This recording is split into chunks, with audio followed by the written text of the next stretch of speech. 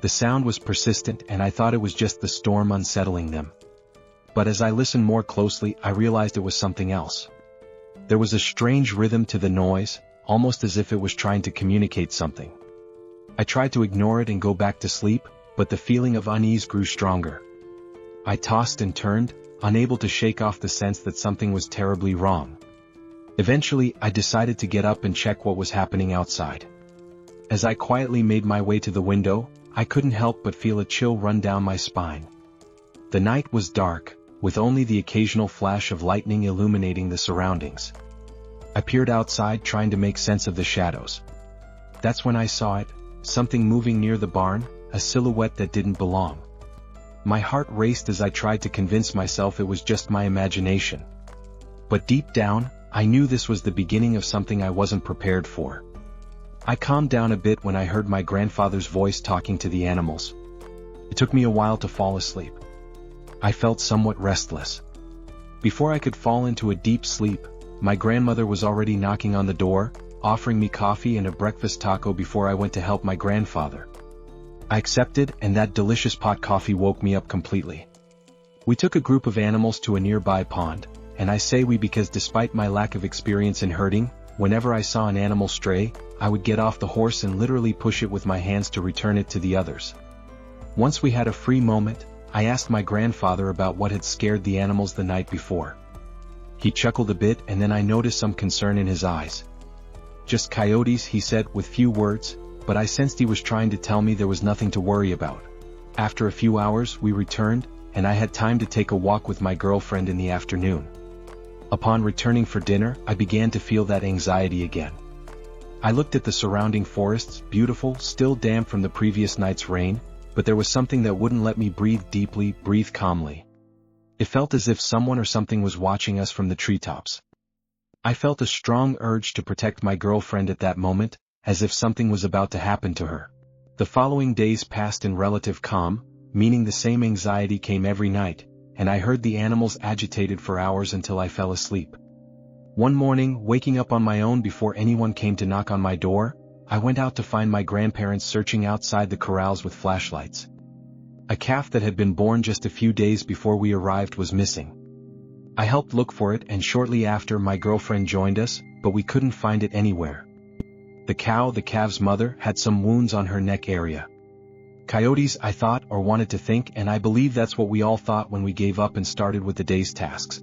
In the afternoon, I had the chance to go horseback riding with my girlfriend again, and the anxiety returned, but stronger, like on the first day. I asked her to go back because we were quite far from the ranch, and again I started looking at the treetops, as if expecting to see whatever was haunting me, making me feel this way. And I saw something. I was sure.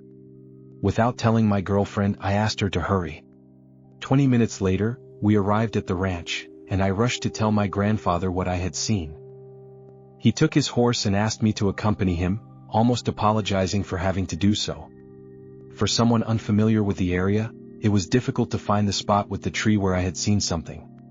But after a while we managed, and there, high up in a tree about 20 meters above, among the branches, we could see the body, or what was left of the body, of the calf. To my surprise, my grandfather seemed unfazed. He began searching around. "It couldn't have been an eagle, right?" I asked. "It would have had to be enormous, wouldn't it?" But he didn't respond. It wasn't out of rudeness, I felt he was too focused on his search. It seemed there was something he needed to find. "Let's go," he suddenly said and sped off on his horse the way we had come. My lack of riding skills and my concern made me follow him without having had the chance to look at that black mass he had seen just before deciding to return abruptly. That black thing on the ground, with red traces as if it were blood, almost looked like a dead animal, but for some reason, it also made me think of shed snake skin. Night fell completely. We arrived at the ranch with a strong wind that prevented us from hearing each other, even a meter apart. He approached my grandmother to tell her something and left the house. We proceeded to have dinner without him at my grandmother's insistence. We finished, I said goodbye to my girlfriend, wished my grandmother good night and went to bed. Or at least tried to. My grandfather hadn't returned. I noticed that he had left a shotgun on my bed, much larger than the one I had used earlier. I tried to sleep with a more intense anxiety than any other day, with the sound of the wind and the rain that had started to fall. With his back to me, he walked until I lost sight of him behind the trees that obscured the other end of the roof. What I saw, what he was dragging, seemed to have wings that spanned several meters. I tried to approach quietly, hoping the animals wouldn't give me away, with the shotgun trembling in my arms. I had to circle several meters to reach the other side of the house, which was large enough to have housed several families. Suddenly, some shouts alerted me. A light blinded my face and several voices yelled at me to leave with curses and threats. I even heard things being thrown and weapons being prepared. Then I heard flapping, and when the light stopped blinding me, I saw my grandfather next to several men. They realized I wasn't approaching the house with bad intentions, and one of them started laughing. "Of course not, kid. We're not yelling at you," said the one who laughed as my grandfather patted me, signaling for me to join them. We all walked toward a bonfire about 80 meters from the house. I recognized one of them. It was my girlfriend's cousin who had picked us up at the port. "We scared him," he said, pointing with his rifle toward the top of a huge pine tree not far from the house. I strained my eyes to distinguish in the darkness while listening to the others talk by the fire. I couldn't see anything. The only thing I could make out was a large dark shape hidden in the black of night. But suddenly, a pair of red eyes seemed to stare directly at me, and that big black shape moved to another tree. I felt I was about to faint, and suddenly all that fear and anxiety accumulated over a week seemed to concentrate on that being moving among the trees. "He goes crazy whenever one of the girls comes here," said another man by the fire, and I assumed they were referring to my girlfriend and her cousins when they visit their grandparents. I took the cup of coffee they offered me and spent the whole night with them, talking about everything, sharing memories, anecdotes, and stories without mentioning that thing that occasionally moved from tree to tree but always watched us. The next night we spent it the same way, although that thing in the trees wasn't like that anymore. Screams and eerie noises let us know it was there, that it was getting close.